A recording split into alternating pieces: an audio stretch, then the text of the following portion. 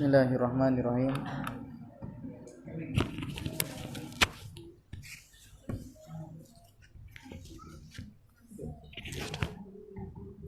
Bismillahirrahmanirrahim. Assalamualaikum warahmatullahi wabarakatuh.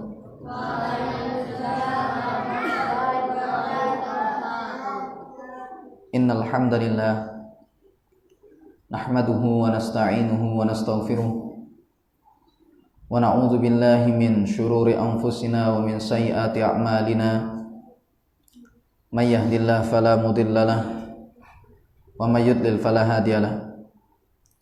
Asyhadu an la ilaha illallah wahdahu la syarikalah wa asyhadu anna Muhammadan abduhu wa rasuluh.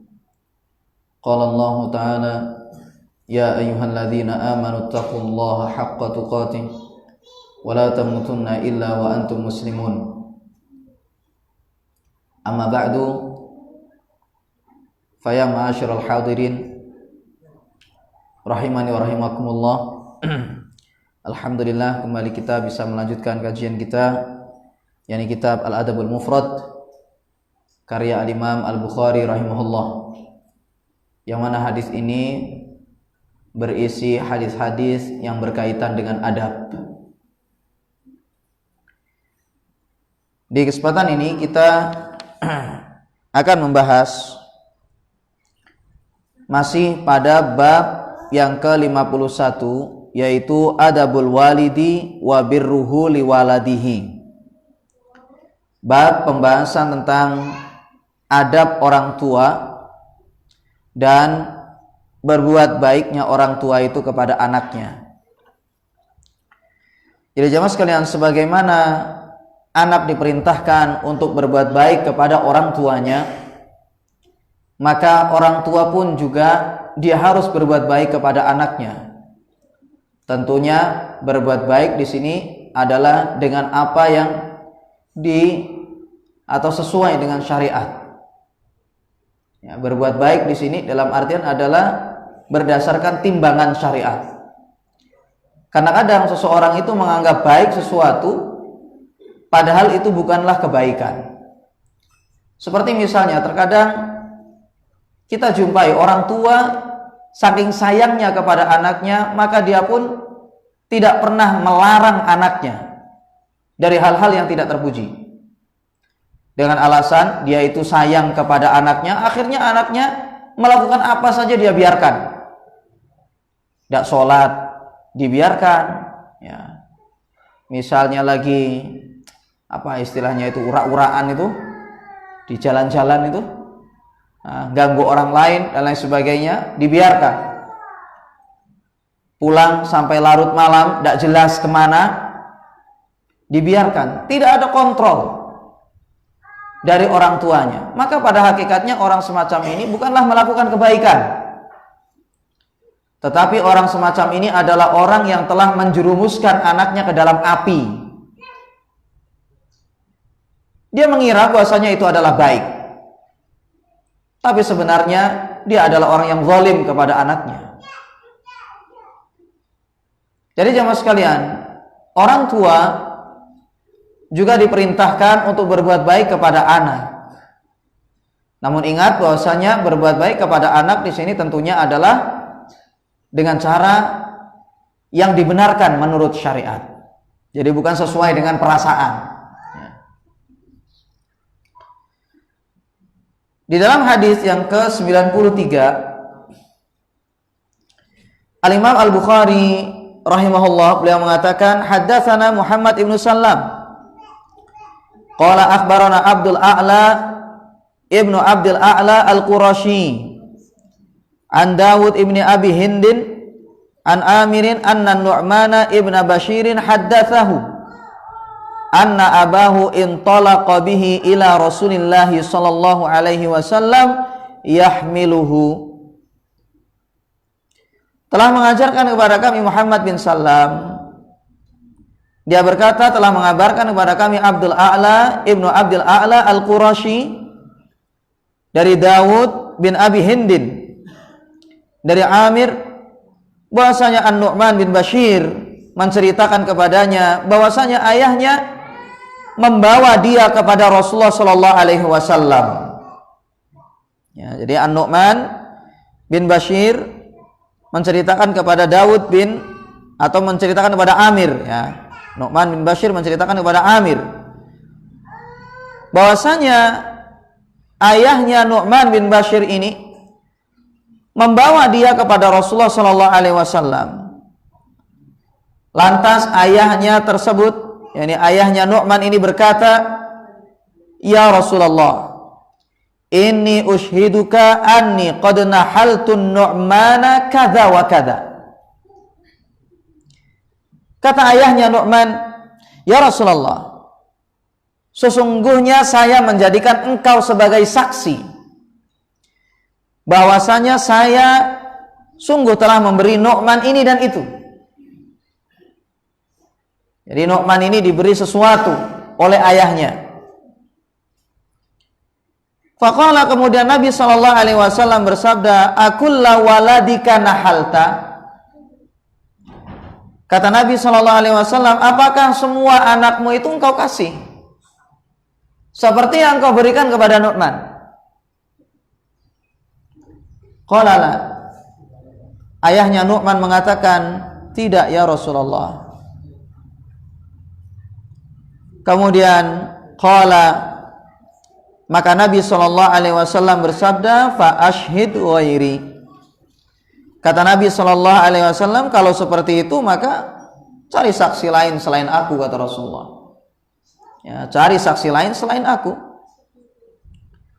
Summa qala, kemudian Nabi sallallahu alaihi wasallam bersabda, "Alaisa yasurruka an yakunu fil birri sawa'a?" Kata Nabi sallallahu alaihi wasallam, "Bukankah kamu ingin semua anakmu itu sama berbaktinya kepada kamu?" Qala bala.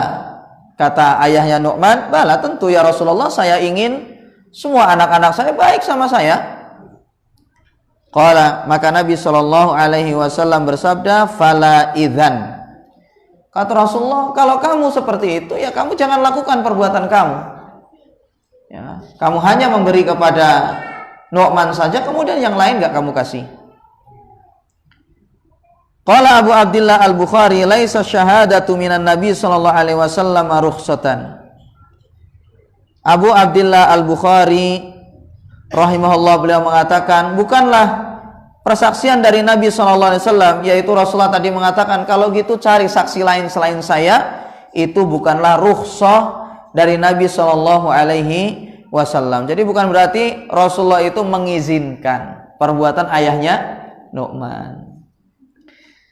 Saya jemaah sekalian, dalam hadis ini Nabi kita sallallahu alaihi wasallam mengajarkan kepada para orang tua agar supaya mereka itu berbuat adil kepada anak-anaknya.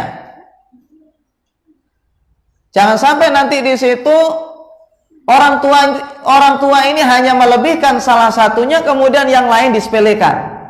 Ini bukan merupakan perbuatan baik kalau seperti ini. Kalau seandainya semua anak itu atau satu anak dikasih, maka hendaknya semuanya itu dikasih. Hendaknya seperti itu. Dan para ulama jelaskan bahwasanya kalau seandainya orang tua itu dia tidak adil kepada anaknya, dia lebih mengutamakan satu anak dibandingkan dengan yang lain, maka nanti akan timbul yang namanya permusuhan. Sang anak ini nanti jamaah sekalian kepada saudaranya tidak akan sayang lagi, karena dia merasa bahwasanya ternyata ada orang lain yang lebih diunggulkan dibandingkan dengan dia. Sehingga sang anak ini akan benci kepada orang yang diunggulkan tadi. Dan itu nanti ketika di dewasa-dewasanya itu akan timbul perasaan benci kepada saudaranya yang diunggulkan oleh orang tuanya tadi. Dan ini jemaah sekalian harus kita perhatikan ketika dalam kehidupan sehari-hari. Sampai para ulama jelaskan, bukan perbuatan terpuji misalnya ketika kita misalnya datang, kemudian anak-anak kita itu menyambut. Ternyata misalnya yang kita perhatikan cuma satu saja, yang satunya dibiarkan.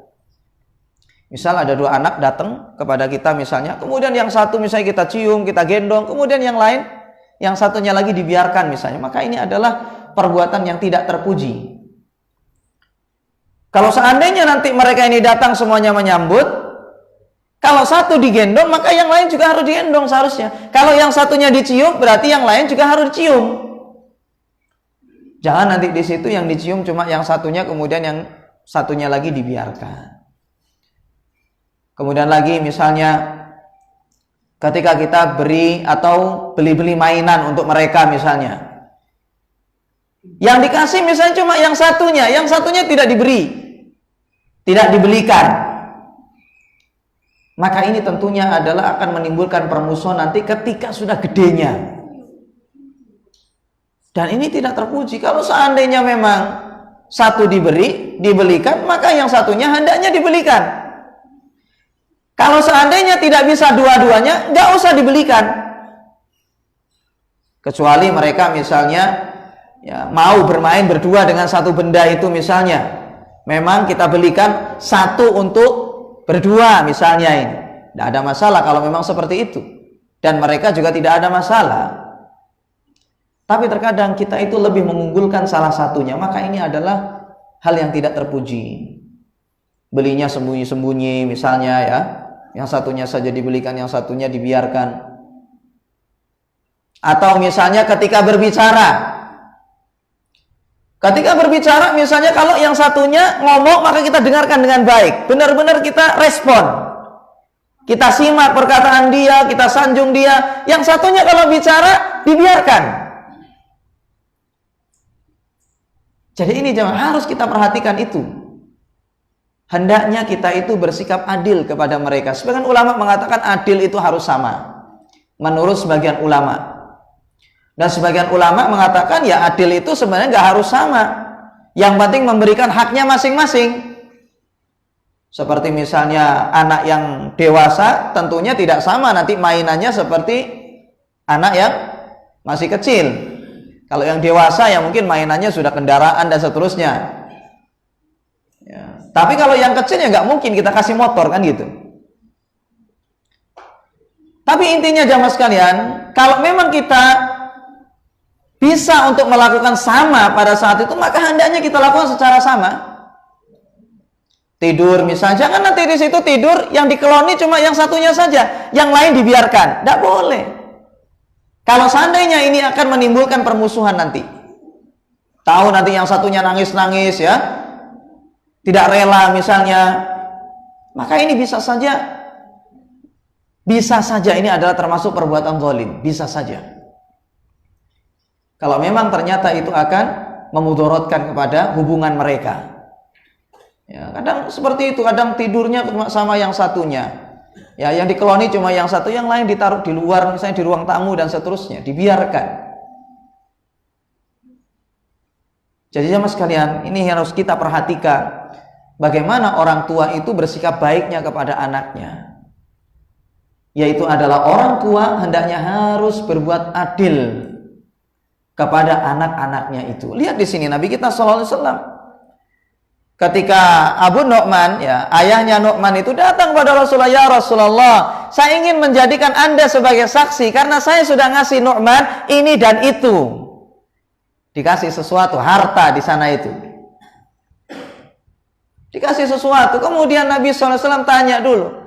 Karena Rasulullah tahu bahwasanya ayahnya Nu'man ini punya anak bukan hanya Nu'man saja.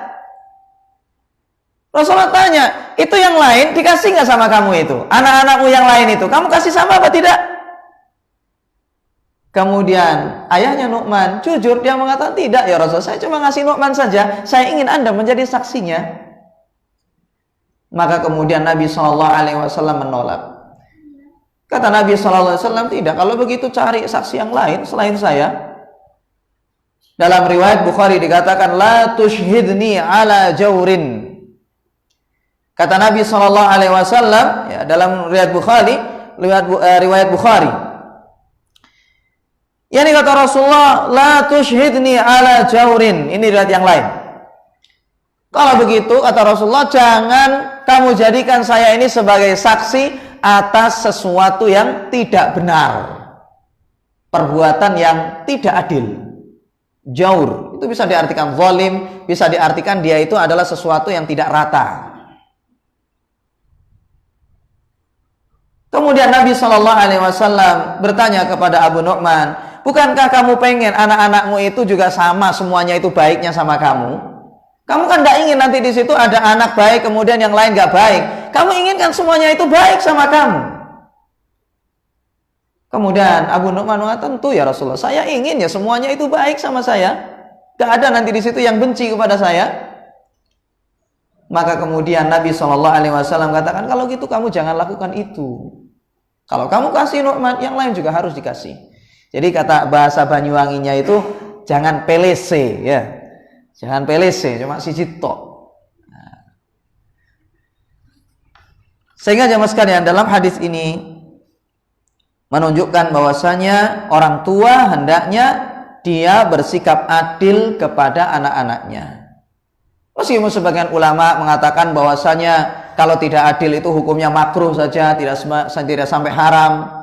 Tapi sebagian ulama yang lain mengatakan bahwasanya perbuatan semacam itu adalah haram, ya. Jadi hanya mengutamakan satu anak saja dengan alasan diantaranya adalah karena zahirnya hadis, ya.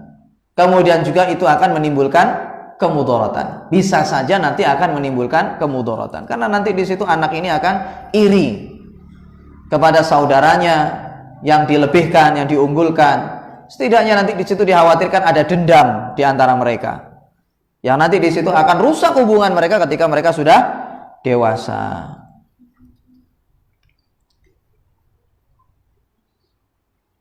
Makanya Nabi kita SAW juga bersabda, i'dilu baina auladikum fil atiyah. Kata Rasulullah, berbuat adillah kalian kepada anak-anak kalian dalam memberi mereka. Ketika memberikan pemberian, maka kalian hendaknya adil terhadap mereka. Kemudian kata Nabi SAW juga, fattaqullah wa'dilu baina auladikum. Bertakwalah kalian kepada Allah dan adillah kalian kepada anak-anak kalian. Jadi betapa indahnya Islam, ya mas sekalian, ya, yang mana Islam ini mengajarkan agar supaya orang tua adil kepada anak-anaknya.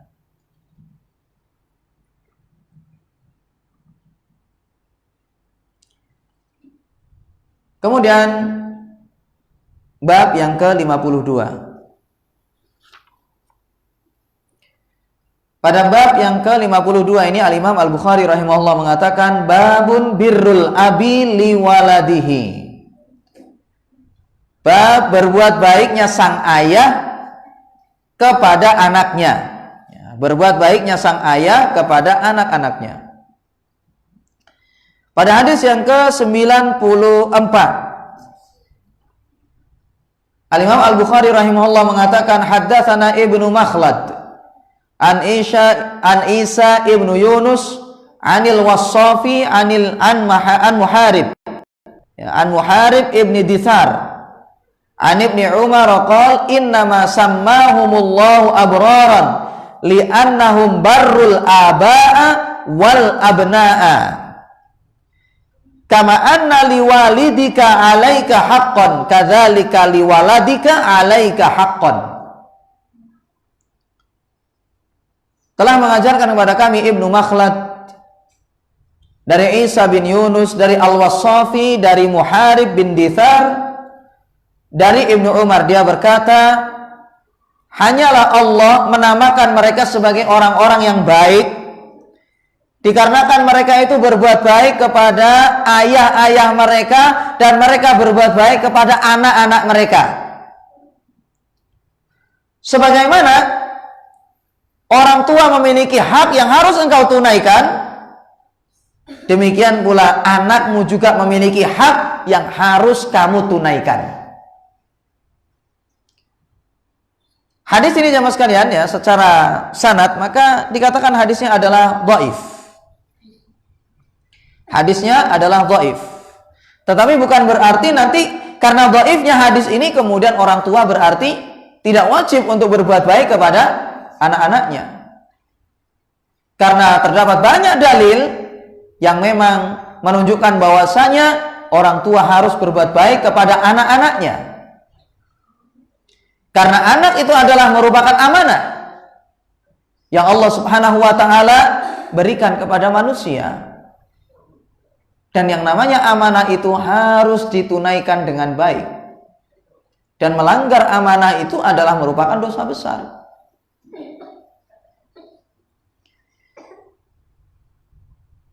Adapun tentang di sini dikatakan misalnya sesungguhnya Allah Subhanahu wa taala menamakan mereka sebagai orang-orang yang baik dikarenakan mereka itu berbuat baik kepada ayah-ayahnya dan juga kepada anak-anak mereka. Yaitu maksudnya adalah abror, orang-orang yang baik, yaitu adalah di dalam surah Al-Infitor ayat 13 sampai 14. Surah Al-Infitor ayat 13 sampai 14. Yaitu Allah Subhanahu wa taala berfirman, "Innal abrara lafi na'im wa innal fujjara lafi jahim." Sesungguhnya orang-orang yang baik, maka mereka itu berada di dalam naim, di dalam surga. Dan orang-orang yang jahat, maka mereka berada di dalam neraka. Siapa orang-orang yang baik di sana? Di antaranya yaitu adalah orang-orang yang berbuat baik kepada orang tuanya dan juga orang-orang yang berbuat baik kepada anak-anaknya. Maka mereka berada di dalam surga. Sedangkan orang-orang yang jahat, baik dia itu jahat kepada orang tuanya atau jahat kepada anaknya, zalim kepada mereka semua, maka mereka letaknya, tempatnya adalah di jahim, berada di dalam neraka. Innal abrara lafi na'im wa innal fujjara lafi jahim. Dan juga lihat di dalam Al-Quran juga, dalam surah At-Tahrim yang kita semua sudah hafal, At-Tahrim ayat 6 sampai 10. Yaitu Allah Subhanahu wa taala berfirman, "Ya ayyuhalladzina amanu qu anfusakum wa ahlikum nara wa quduhan nasu wal hijara 'alaiha malaikatun ghiladun syidadun la ya'sunallah ma amarahum wa yaf'aluna ma yu'marun." Kata Allah Subhanahu wa taala, "Wahai orang-orang yang beriman, selamatkan diri-diri kalian dan juga keluarga kalian dari siksa api neraka yang bahan bakarnya itu adalah manusia dan bebatuan. Padanya terdapat para malaikat yang keras lagi kasar. Mereka tidak pernah bermaksiat kepada Allah. Terhadap apa yang Allah perintahkan kepada mereka, maka akan mereka kerjakan." Jadi ini adalah merupakan bentuk berbuat baiknya orang tua kepada anaknya, yaitu adalah meluruskan mereka, bukan membiarkan mereka. Anak nggak mau ngaji dibiarkan, ya, nggak mau mempelajari agama dibiarkan, nggak ada tanggung jawab sama sekali. Menurut dia yang penting dia punya anak sudah selesai, kasih makan besar sudah selesai. Padahal tidak seperti itu. Anak itu adalah amanah. Orang tua harus mengarahkan anaknya ke jalan yang benar.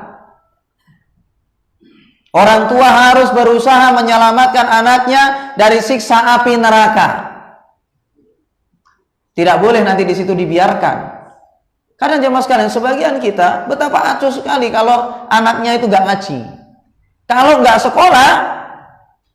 sekolah, kadang bisa dipecuti, dicewer, dimarahin, disiram air, dipaksa suruh mandi, suruh berangkat sekolah dan seterusnya. Tapi kalau libur ngaji, anaknya nggak mau ngaji, kadang dibiarkan. Nggak ngaji sampai berminggu-minggu, dibiarkan. Di rumahnya cuma nonton TV atau main HP. Mereka lebih semangat untuk mengajari anaknya untuk hal-hal dunia, tetapi mereka biasa saja ketika dalam urusan akhirat. Padahal jemaah sekalian, tentunya kehidupan akhirat itu harus lebih diperhatikan dibandingkan dengan dunia ini. Namun kadang kita ini malas kalau nyuruh anak ngaji. Anak yang nggak ngaji dibiarkan, nggak ikut pengajian dibiarkan. Waktunya pelajaran agama dibiarkan, dia itu nggak datang. Ini kalau sekolah ya benar-benar perjuangan. Ada apa seperti ini? Ibarat seperti kalau seandainya anak itu mau menceburkan diri ke dalam api, dibiarkan saja. Dibiarkan saja itu. Para ulama jelaskan bahwasanya ada hak yang harus ditunaikan oleh orang tua terhadap anak. Di antaranya aja mas sekalian, wajib orang tua itu ngajari anaknya tentang perkara-perkara wajib yang sifatnya wajib ain. Wajib itu memberikan pendidikan yang sifatnya wajib ain. Orang tua itu wajib ngajari anaknya itu untuk sholat. Pada asalnya itu orang tua yang wajib itu. Orang tua wajib ngajari anaknya untuk puasa. Orang tua wajib ngajari tentang rukun-rukun sholat, syarat sahnya sholat, akidah yang benar, tentang masalah tauhid. Wajib itu orang tua itu ngajari. Tapi kadang sebagian kita itu biarkan saja. Anaknya nggak ngaji, dibiarkan. Nggak pernah dicek bisa atau tidak. Karena anak seperti itu. Anaknya nggak bisa ngaji, kadang nggak tahu orang tuanya bisa ngaji atau tidak. Nggak pernah anaknya ketika sampai di rumah ditanya, kamu tadi pelajarannya apa di rumah, di masjid, di musola, di tempat kamu ngaji. Coba, ayah pengen tahu bagaimana sholat kamu, benar atau tidak? Pernah nggak kita seperti itu? Atau jangan-jangan cuma dicul saja di sana, nggak ditanya anaknya bisa sholat atau tidak? Tentang masalah puasa, sejauh mana ilmunya tentang puasa? Ngerti apa tidak tentang pembatal-pembatal puasa? Ngerti apa tidak tentang rukunnya puasa? Orang tua wajib ngajari itu jamaah. Tentang masalah akidah, bagaimana akidahnya? Faham nggak tentang tauhid? Rukun-rukun kalimat la ilaha illallah, makna kalimat la ilaha illallah, apa arti Muhammad Rasulullah? Pernah nggak kita ngecek seperti itu? Tuh jangan-jangan seperti ngaji sama Ustaz Husin terserah mau diajari apa, nggak dicek sama sekali. Yang penting dicul di sini. Anak-anak di sini bisa saja nanti datang tapi tidur, datang di sini tapi main. Orang tua harus itu perhatian, dicek anaknya itu. Sampai mana pelajaran selama ini? Orang tua sudah nggak menunaikan kewajibannya. Ngajari anak-anak tentang perkara wajib yang sifatnya wajib ain. Wajib.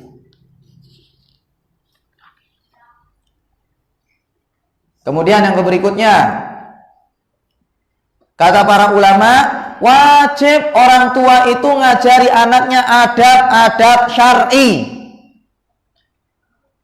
Ingat ya mas sekalian, guru itu jamaah di masjid, di tempat ngaji, di pesantren itu fasilitas membantu. Adapun kewajiban untuk ngajari anak yang pertama itu adalah orang tua. Diajari tentang adab berteman, wajibnya orang tua itu. Tidak boleh zalim sama anak, sama temannya, tidak boleh mencuri barang kawan. Kalau ngomong tidak boleh menyakiti orang, wajib orang tua ngajari itu. Tidak boleh ngumpat, ya, ngomong-ngomong kata-kata yang kasar, kata-kata yang buruk, kata-kata yang menyakiti orang, tidak boleh ngejek orang lain. Kewajiban orang tua ngajari seperti itu. Bagaimana cara berbicara yang baik, adab-adab syar'i, bagaimana adab bertetangga, wajib orang tua ajari itu. Adab berteman, adab kepada guru. Ingat ya mas sekalian, adab kepada guru. Orang tua harus ngajari anaknya itu. Bekal dari rumah. Sebelum berangkat, ajari bagaimana adab kepada gurunya. Harus diajari itu. Bagaimana adab kepada Allah. Bagaimana adab kepada Nabi-Nya SAW. Harus ngajari orang tua itu. Wajib. Makanya dari sini menunjukkan juga bahwasanya orang tua juga wajib belajar. Menuntut ilmu agama, mendalami agama, wajib. Yang nggak harus sampai di situ yang detail-detail ya. Tentang khilaf para ulama yang aneh-aneh misalnya, nggak wajib untuk itu. Tapi orang tua wajib ngajari anaknya harus tahu tentang hal-hal yang wajib ain. Itu saja. bagaimana akidah yang benar, pengesaan kepada Allah Subhanahu wa taala, ketaatan kepada Nabi sallallahu alaihi wasallam. Orang tua harus ngajari anaknya. Itu masalah rincian-rincian ya di pesantren memang tempatnya itu. Ya, orang tua nggak wajib ngajari yang sampai detail-detail. Ya, itu tugasnya ulama itu memang. Nah, jadi harus kita perhatikan ya mas sekalian. Jadi orang tua wajib ngajari anaknya adab-adab syar'i. Kemudian yang berikutnya, kata para ulama, yaitu adalah di antara kewajiban orang tua adalah bersikap adil kepada anak-anaknya. Seperti tadi itu ya, dalam masalah pemberian harus orang tua itu adil kepada anak-anaknya itu. Ya, adil pada mereka. Jangan nanti di situ ada satu anak yang lebih diunggulkan dalam masalah pemberian dan semisalnya. Kemudian yang lain tidak dikasih misalnya. Maka ini adalah perbuatan zalim, ya. Tidak boleh bagi orang tua melakukan perbuatan yang sekiranya menimbulkan permusuhan antara anak-anaknya, ya, di antara anak-anaknya.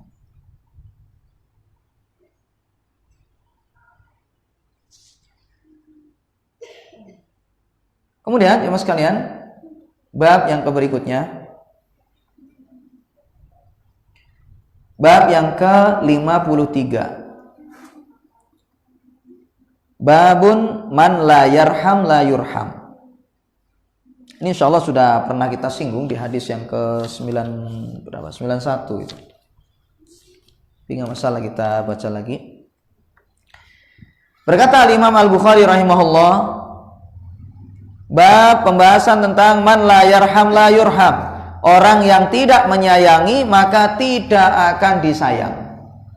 Ya, orang yang tidak menyayangi maka tidak akan disayang. Al-jaza'u min jinsil amal. Ya, jadi balasan itu sesuai dengan perbuatannya. Sebagaimana dia tidak sayang pada orang lain, maka dia tidak akan disayang. Pada hadis yang ke-95, Al-Imam Al-Bukhari rahimahullah mengatakan, haddatsana Muhammad ibnu Ala, ya, ibnul Ala. Qala haddatsana Muawiyah ibnu Hisham an Syaiban an Firas an Atiyah an Abi Sa'id anin Nabi sallallahu alaihi wasallam qala man la yarham la yurham. Telah mengajarkan kepada kami Muhammad ibnul Ala. Dia berkata telah mengajarkan kepada kami Muawiyah bin Hisham dari Syaiban, dari Firas, dari Atiyah, dari Abi Sa'id, dari Nabi sallallahu alaihi wasallam. Beliau bersabda, man la yarham la yurham. Barang siapa yang tidak menyayangi, maka dia tidak akan disayang. Pada hadis yang ke-91 jamaah sekalian telah kita bahas, yaitu adalah hadis Abu Salamah bin Abdurrahman. Bahwasanya Abu Hurairah radhiyallahu anhu dia berkata, qabbala Rasulullah sallallahu alaihi wasallam Hasan bin Aliin. Rasulullah sallallahu alaihi wasallam dahulu pernah mencium Hasan bin Ali. Siapanya Rasulullah berarti? Cucunya Nabi sallallahu alaihi wasallam. Jadi Rasulullah ini pernah beliau itu mencium Hasan bin Ali. Wa indahu al-Aqra ibnu Habis at-Tamimi. Dan di dekat Nabi sallallahu alaihi wasallam pada saat itu ada Al-Aqra bin Habis at-Tamimi. Jalisun, dia dalam kondisi duduk. Jadi Rasulullah di situ nyium Hasan, di sampingnya ada Al-Aqra dalam kondisi duduk pada saat itu. Faqala Al-Aqra, kemudian Aqra bin Habis ini dia mengatakan, innali asyratan minal waladi ma qabbaltu minhum ahadan. Kata Aqra, ya Rasulullah, saya ini punya 10 anak, gak ada satupun dari mereka itu yang saya cium, kata Rasulullah. Jadi ketika Aqra ini melihat Rasulullah itu mencium Hasan, kemudian dia ngerespon, ya Rasulullah, anak saya 10, tidak ada satupun dari mereka itu yang saya cium. Ini kata Aqra. Fanadhara ilaihi Rasulullah sallallahu alaihi wasallam. Maka mendengar perkataan itu Rasulullah sallallahu alaihi wasallam memandang kepada Aqra bin Habis. Summa qala, kemudian beliau bersabda, man la yarham la yurham. Orang yang tidak menyayangi maka tidak akan disayang. Jadi jamaah sekalian, pentingnya ya orang tua itu betapa harus sayang kepada anaknya. Bagaimana jamaah sekalian ya, seorang anak ini tidak kita sayang jamaah ya. Kalau ini gambarannya jamaah ya. Kalau seandainya kita ini misalnya sudah, kalau sekarang masih sehat ya, kalau sudah tua, kalau sudah tua renta ya, kerabat-kerabat semuanya sudah meninggal, orang tua sudah nggak ada, ya sudah tua misalnya, udah lemah badan kita itu, siapa yang wajib ngurus kita kira-kira? Hah? Anak kita. Bagaimana kita tidak menyayang dia? Kalau seandainya seorang ayah, dia ternyata tidak sayang kepada anaknya, maka dikhawatirkan bisa saja ketika sang ayah ini sudah tua renta, anaknya ternyata acuh kepada dia. Tidak dia perhatikan. Ini dia khawatirkan. Memang ini perbuatan gak benar ini jamaah ya. Tapi kita harus jauhi perbuatan-perbuatan semacam itu ya, agar tidak timbul gitu. Anak kita nanti jamaah sekalian yang ngerawat kita. Ya. Bisa saja nanti yang nyeboin kita itu adalah anak kita lagi. Ya, yang nyeboin kita, yang nyuapin kita makan, anak kita nanti itu sudah. Kalau kita sudah di atas kasur, orang-orang sudah nggak ada yang bantu, yang wajib itu anak kita nanti itu. Sudah menjadi kewajiban mereka untuk merawat kita. Dan kalau seandainya kita sudah meninggal dunia, lihat di situ siapa nanti di situ yang terus-menerus berdoa kepada Allah agar kita mendapatkan kebaikan di alam lain sana.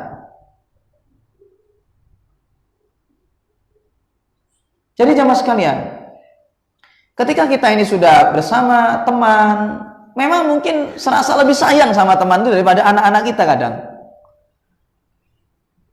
Lebih sayang kepada bos kita kadang. Kita ini lebih akrab lah sama mereka-mereka itu. Kita tidak sampai berpikir bagaimana kalau kita ini sudah mati. Kalau kita sudah mati, jamaah sekalian, bos kita itu sudah nggak akan ngurus lagi itu. Belum tentu. Teman-teman kita yang akrab pada dia, belum tentu nanti di situ mereka itu di dalam sujudnya itu menyebut nama kita itu. Dalam doa-doanya. Belum tentu. Mungkin setiap harinya kita selalu guyon ya sama teman-teman kita itu. Ada orang-orang yang sangat kita perhatikan, tapi belum tentu mereka itu ketika kita meninggal, mereka yang mendoakan kita. Secara umum, yang punya kedekatan hati itu adalah sang anak. Yang punya kesadaran untuk mendoakan orang tuanya itu adalah anak. Lalu kenapa orang tua ini tidak memiliki rasa sayang kepada anaknya? Jadi orang tua dia harus menyayangi anaknya. Memang harus sabar, namanya ngerawat anak ya. Harus sabar dengan segala kenakalan mereka misalnya ya. Nyibukin ketika kita lagi sibuk rame misalnya, ya sabarlah. Namanya saja anak-anak. Ya, jadi orang tua ya mas kalian harus dia itu sayang kepada anaknya. Ya, dan kalau seandainya seorang itu tidak sayang kepada anaknya, dikhawatirkan anaknya juga tidak sayang kepada dia. Ya, kita lagi butuh, kemudian habis itu mereka tinggal. Naudzubillahi min dzalik.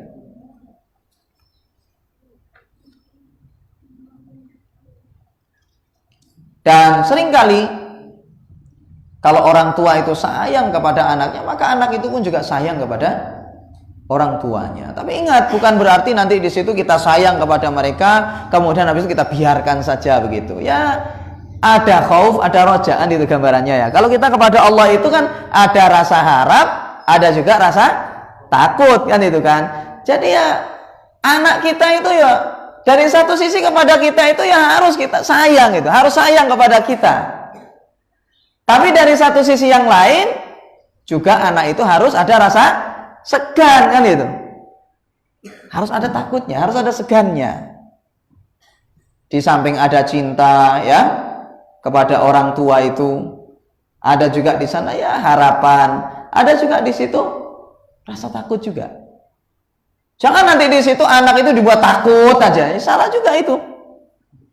Ya, jadi ketika orang tuanya datang, wah seakan-akan dianggap seperti musuh misalnya. Naudzubillah min dzalik. Gara-gara orang tuanya ini selalu membuat anaknya takut kepada dia, nggak pernah disayang. Akhirnya datang ke rumah nggak ada yang bahagia. Seakan-akan dia itu adalah setan datang. Seakan-akan dia itu adalah musuhnya. Karena setiap kali anak melakukan apa saja, nggak ada yang dibenarkan. Semuanya disalahkan. Ya, kalau seperti ini modelnya ya anak nggak akan sayang. Harus nanti kita timbulkan di situ itu juga rasa cinta, ya. Bagaimana anak itu agar supaya cinta kepada kita. Ketika dia salah, kita arahkan dengan baik. Sesekali nggak apa-apa lah kita buat takut dia itu dengan dihukum dan semisal, tidak ada masalah. Tapi juga ingat, dari satu sisi kita juga harus buat bagaimana agar supaya anak-anak kita itu juga sayang kepada kita. Jangan nanti di situ setiap kali minta selalu ditolak terus. Ya, sekali minta terus ditolak terus. Gak pernah orang tua ngasih permintaan sang anak, itu pun juga salah. Sehingga anak itu gak ada rasa sayangnya kepada orang tua. Selama kita masih di situ bisa, ya kasihlah. Tapi juga ada batasan-batasannya. Jangan sampai nanti di situ sang anak itu akhirnya ya berlebih-lebihan ya. Kalau seandainya nggak diminta ngambul, itu harus diperbaiki kalau seperti itu sudah. Tapi jangan juga nanti di situ semua permintaan dia ditolak.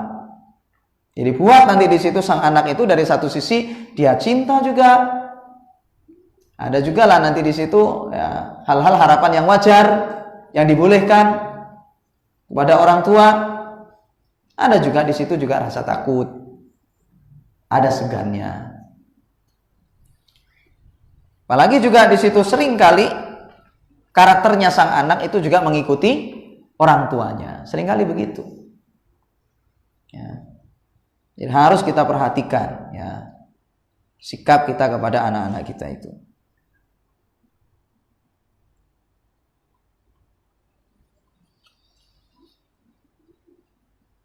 Baik, jadi dalam hadis tadi dikatakan man la yarham la yurham.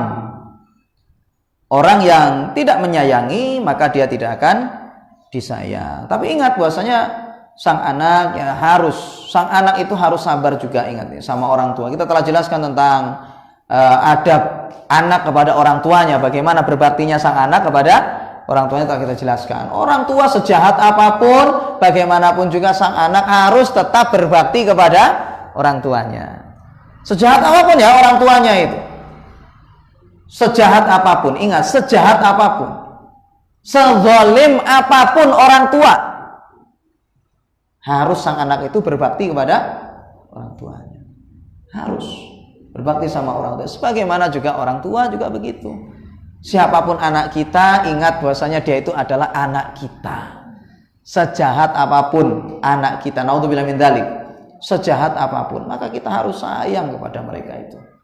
Kita berusaha sebaik mungkin untuk mengarahkan mereka kepada kebaikan. Kalau memang anaknya sudah mursal, ya mas sekalian, misalnya ini ya, mursal, jangan lupakan doa kepada Allah. Ya, kalau seandainya memang ketika masih hidup kita selalu melihat keburukan dia, kita tidak tahu nanti ketika kita sudah meninggal ternyata dia adalah orang yang sadar. Terus doakan kebaikan. Jangan putus asa ya. Karena rahmat Allah Subhanahu wa taala itu sangat luas. Ud'uni astajib lakum. Ya, berdoalah kalian kepadaku maka aku akan kabulkan, kata Allah. Jadi jangan putus asa dari rahmat Allah Subhanahu wa taala. Sudah Isya ya? Sudah. Ya. Isya. Baik. Karena sudah Isya ya Mas sekalian, mungkin waktunya azan sudah. Sehingga kita cukupkan sampai di sini, insyaallah kita lanjutkan di kesempatan berikutnya ya. Dan insyaallah ya kita masih masuk pada bab ini, yaitu bab tentang man la yarham la yurham, karena masih kurang satu hadis ya. Demikian, semoga bermanfaat, semoga majelis ini diberkati oleh Allah, semoga diridhoi oleh Allah dan menambah keimanan serta ketakwaan kita kepada Allah Subhanahu wa taala. Demikian, kurang lebihnya mohon maaf. Wassallallahu ala nabiyina Muhammad wa ala alihi wasallam. Assalamualaikum warahmatullahi wabarakatuh.